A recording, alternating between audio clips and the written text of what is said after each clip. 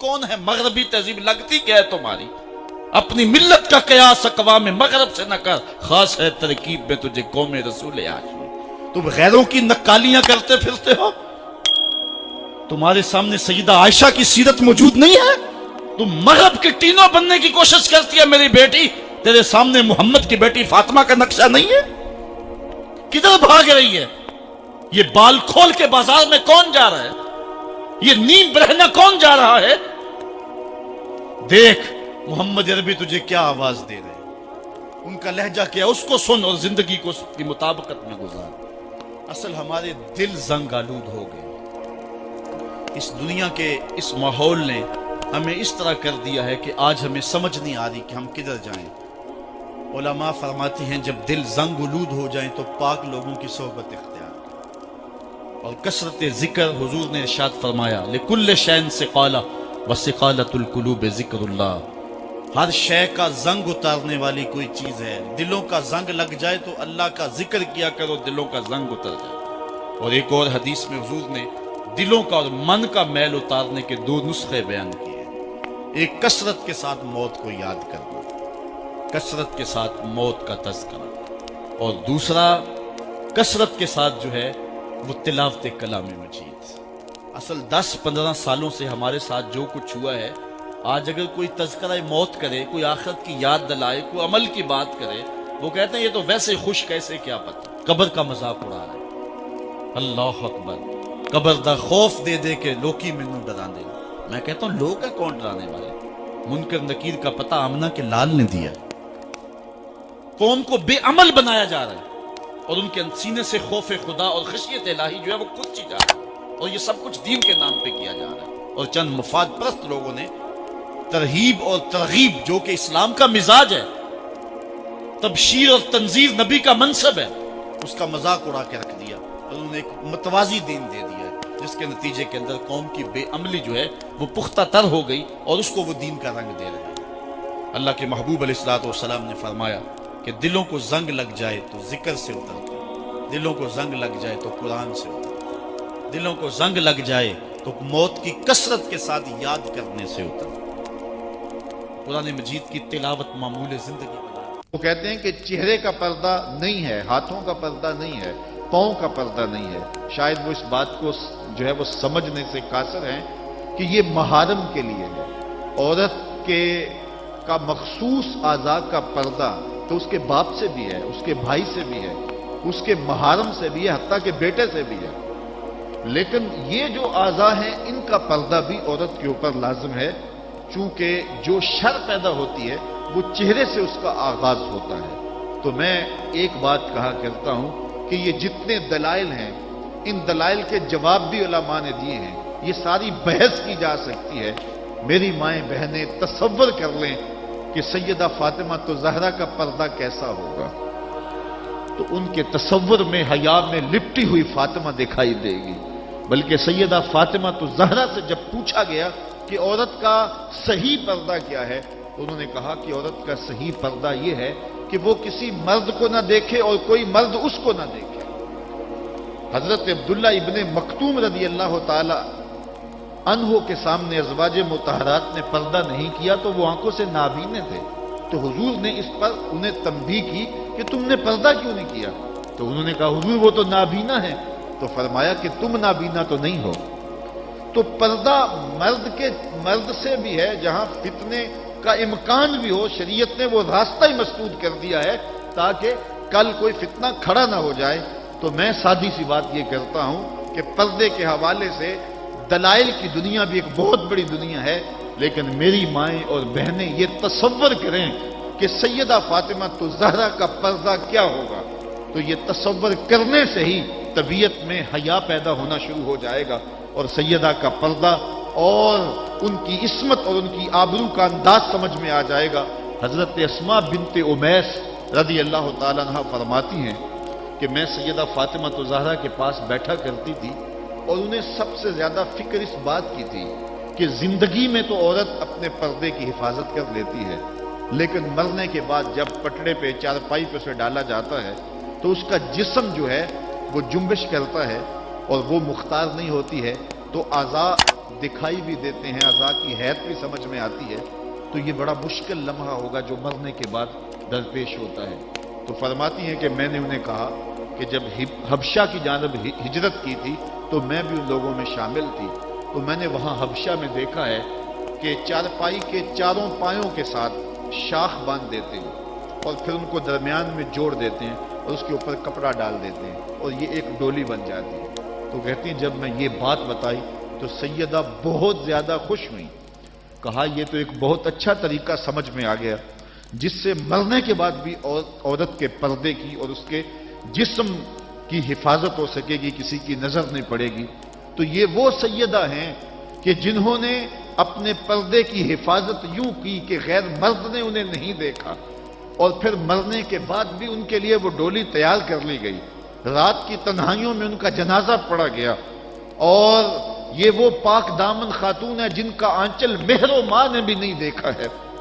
और जब कयामत का दिन होगा तो हजरत सैयदा फातिमा तो ज़हरा 70,000 खवातीन के जलो में निकलेंगी तो आवाज आएगी, या अहलल जमे गुद्दू अबसारकुम लिअन्ना फातिमा बिनता मुहम्मदिन हत्ता तमुर्रा। ए लोगों निगाहें नीची कर लो, मोहम्मद अरबी की बेटी की सवारी गुजर रही। तो दुनिया पर भी उनके पर्दे की हिफाजत, बाद विसाल भी और फिर कयामत के दिन भी। मुझे बताए औरत, क्या वो मगरब की आवारा लड़की के रूप में जिंदगी गुजारना चाहती है या सैयदा फातिमा तो ज़हरा के पर्दे की वारिस बनना चाहती? वो सड़कों पर लहरा कर चलने में फख्र महसूस करती है या कि वो अपने मखसूस पर्दे में लिपट करके तकद्दुस महाब अंदाज में घर से मजबूरन निकलना पड़े तो निकलना पसंद करती है? कोई भी शरीफ ज़ादी ये पसंद नहीं करेगी कि वो मगरब की हया बाख्ता लड़कियों की तरह आवारा मिजाज हो और उसकी तरफ शाहवानी और भूखी और गलीज और गंदी नजरें उठे। वो चाहेगी कि मैं तकद्दुस महाब जिंदगी गुजारूं। मेरी बहन, तेरा बुरखा तेरे लिए कैद खाना नहीं, तेरे बुरखे की एक एक सलवट तेरे हया का पहरा है। तू मगरब की टीनो नहीं है, तू मशरक की बेटी है, तू फातिमा है, तू आयशा है, तू हफ्सा है। तेरा पर्दा इस कायनात के हुस्न की अलामत है। तू सिमट जाएगी तो उम्मत फैल जाएगी, तो घर को संभाल लेगी तो उम्मत बहरो बर पे जारी हो जाएगी। तो औरत को घर में सिमट करके अपनी अंदरूने खाना जिम्मेदारियों को संभाल करके अपनी इस्मत और अपनी आबरू की हिफाजत करनी चाहिए थी। इकबाल ने बड़ी खूबसूरती से इस पर बहस की है कि औरत के लिए पर्दा जरूरी है या नहीं, और फिर कहा औरत को ये खुद अपने आप से पूछना चाहिए कि वो किस रूप में अच्छी लगती है। जरा देखिए इकबाल का लहजा, अल्लाह अकबर। इस औरत, इस राज को औरत की हकीकत ही करे फाश, मजबूर है माजूर है मर्दाने खिरदमंद। क्या चीज है आराइश व ज़ेबाइश में ज्यादा, आजादी निस्वा या जमुर्रत का गुलूबंद। इकबाल कहता है कि औरत अपने अंदर की औरत से पूछे कि उसके लिए हुस्न कहां है, जमुर्रत का गुलू बंद उसको दिया जाए और वो पर्दे में जो है वो सिमट करके घर की मलका बन के रहे, तो ये उसके लिए ज्यादा इजाज और इज्जत और फख्र की बात है, या वो जो है वो आजादी नस्वा के नाम से बाजारों में घूमती फिरे और मर्दों के सामने हंस हंस के बातें करती फिरे।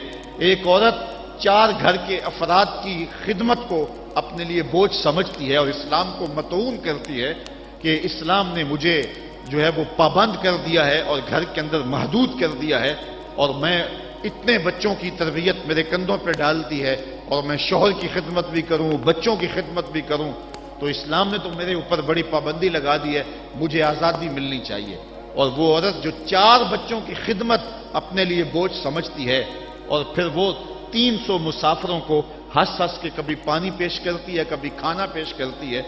300 मुसाफिरों को हंस हंस के मुस्करा के लहक लहक के पानी पेश करना और खाना देना, और मुख्तलिफ जहनियतों और गंदी सोचों के हामिलीन लोग भी उस तबके में मौजूद होते हैं और उनकी शाहवानी नजरों का शिकार होना। क्या औरत के लिए ये इज्जत है, या औरत के लिए ये इज्जत है कि घर की 4 दीवारी में सिमट जाए और तकद्दुस माहौल के अंदर अपने बच्चों की तरबियत करे? औरत को जितनी जिम्मेदारियां दी गई हैं वो सिर्फ उनको संभाल ले اور ان کے سنبھالنے کا حق ادا کر دے تو وہ ایک اچھے معاشرے کی تشکیل کی ضمانت بن جاتی ہے۔ سیدہ فاطمہ الزہرا رضی اللہ تعالی عنہا کا وجود ہمارے لیے ایک روشن، ایک منور اور ایک تابع جو ہے وہ وجود ہے، جس سے ہم مخدرات اسلام کی تربیت کے خد و خال لے سکتے ہیں۔ اقبال کہتا ہے تو نہ دانی کہ سوزے کراتے تو دیگر گو کر تقدیر عمر را۔ میری بہن، اگر تو بہن ہو کے قرآن پڑھے تو عمر کی تقدیر بدلتی ہے، اور اگر تو ماں ہو کے قرآن پڑھے تو بیٹا نیزے کی نوک پہ قرآن سناتا ہے۔ کربلا کے تپتے ہوئے ریگزار میں پیاسا ہونے کے باوجود حضرت امام حسین جو باطل کے آگے ڈٹے ہوئے ہیں اور جھک نہیں رہے ہیں، اور 71 لاشیں کندھوں پہ اٹھا کے خیموں تک پہنچا چکے ہیں، پھر بھی استقامت کا کوہ گراں بنے ہوئے ہیں، یہ حسین ابن علی کا کمال تو دکھائی دیتا ہی دیتا ہے، لیکن ذرا غور کی آنکھ سے دیکھو پیچھے فاطمہ کے دودھ کا اثر دکھائی دیتا ہے۔ تو اگر مائیں پردے میں سمٹ جائیں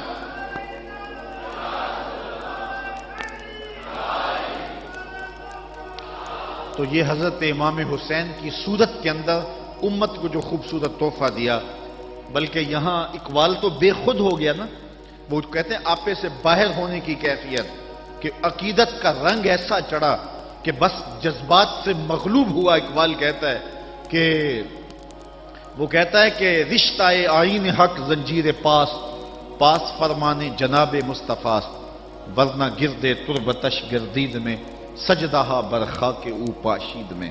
اے فاطمہ، جو کام تو نے کیا، اگر شریعت کے حکم کی زنجیریں میرے پاؤں میں نہ ہوتی، اور آپ کے باپ کا ہی حکم کہ اللہ کے علاوہ کسی اور کو سجدہ جائز نہیں، یہ مجھے ملحوظ نہ ہوتا، تو میں کعبے کی طرف رخ کر کے سجدہ کرنے کی بجائے تیری قبر کی مٹی کی طرف منہ کر کے سجدہ کرتا، اور میں کعبے کا طواف کرنے کی بجائے تیری قبر کا طواف کرتا، کیونکہ جو کام تو نے کیا ہے وہ کسی اور نے نہیں کیا۔ نبی کے گھر کی ہے عظمت، نبی سے سنتے ہیں، علی کے گھر کی ہے عزت، علی سے سنتے ہیں، وہ جس نے معزز کیا گھرانے کو، حسین پال کے جس نے دیا زمانے کو۔ تو یہ تھا حضرت سیدہ فاطمہ الزہرا رضی اللہ تعالی عنہا کا کردار۔ آج کی عورت سیدہ کے کردار کو اپنے لیے نمونہ حیات بنا کے اپنی زندگی کی راہیں متعین کر دے۔ اگر پندے سے درویش پذیری، ہزار امت بمیرت تو نہ میری، بطول باش و پنہا شو ازیں اثر کہ در آغوش شبیر بگیری۔ اگر فقیر کی ایک بات تو مان لے، ہزار امت مر جائے گی۔ اقبال کہتا ہے امت مسلمہ تجھے زوال نہیں آ سکتا، اور وہ کیا ہے؟ بطول بن جا اور زمانے کی نگاہوں سے پوشیدہ ہو جا، پھر تیری گود میں بھی حسین کے جانشین جنم لیا کریں گے۔ تو جب عورتوں کا کردار بچوں کی تربیت تک محدود ہوتا ہے اور وہ اس کردار کو بحسن و خوبی نبھاتی ہیں تو پھر ایک اچھا معاشرہ تشکیل پاتا ہے، لیکن جب حیا باختگی زمانے کو جکڑ لیتی ہے تو پھر قومیں اپنا وجود کھو دیتی ہیں۔ ہمیں ان تمام اسباب پہ غور کرنا چاہیے جس نے اس امت کو عروج سے زوال کی طرف دھکیل دیا، تو ہمیں ایک سبب یہ دکھائی دے گا کہ مخدرات اسلام کا جو کردار تھا، جو ذمہ داریاں تھیں، وہ اس نے پھر ادا جب کرنا چھوڑ دی اور اپنے دائرہ کار سے باہر آ گئیں، تو پھر وہ ذمہ داریاں نہ نبھانے کے سبب امت روح بزوال ہوئی۔ گھروں میں بیٹھ کر کے ماؤں نے تربیت کی تھی۔ ہم نے دور اسلام کے اندر بڑے بڑے مشکل حالات دیکھے ہیں۔ مشکل حالات میں جب اسلام پہ سخت سے سخت وقت آئے، لیکن جب درگاہیں بند ہوں گی، جب خانقاہیں بند ہو گئیں، جب مدارس دینیاں بند ہو گئے، جب اذانوں پہ پابندی لگ گئی، جب بہت کچھ ہوا تھا، لیکن ماں کی گود کی درسگاہ تو کبھی بند نہیں نہ ہوتی ہے، تو ماں نے اس وقت دین کو زندہ رکھا۔ آج بھی ہمیں اسی طبقہ نساء سے امید ہے کہ یہ دوبارہ امت کی نہضت کے لیے جو ہے وہ ایک با ہمت کردار ادا کریں گی۔ اللہ تعالیٰ خواتین اسلام کو حضرت سیدہ پاک کے اسوہ نور کی روشنی میں اپنی زندگی گزارنے کی توفیق عطا فرمائے۔ یہ جو سال ہا سال کے بعد اور سال کے دوران بھی ان کا تذکرہ کیا جاتا ہے، تو فضائل کا باب بھی اپنی جگہ پہ، لیکن ہمیں ان کی زندگی بطور نمونہ اختیار کر کے ماؤں بہن اور بیٹیوں کو اپنی زندگیوں میں شامل کر لینی چاہیے، تاکہ جو ہے وہ اس سے روشنیاں اور اجالے زندگیوں میں شامل کر لیے جائیں۔ اللہ تعالیٰ اپنی خاص رحمتوں سے ہمیں مالا مال کرے۔ Subscribe now and press the bell icon. Never miss an update.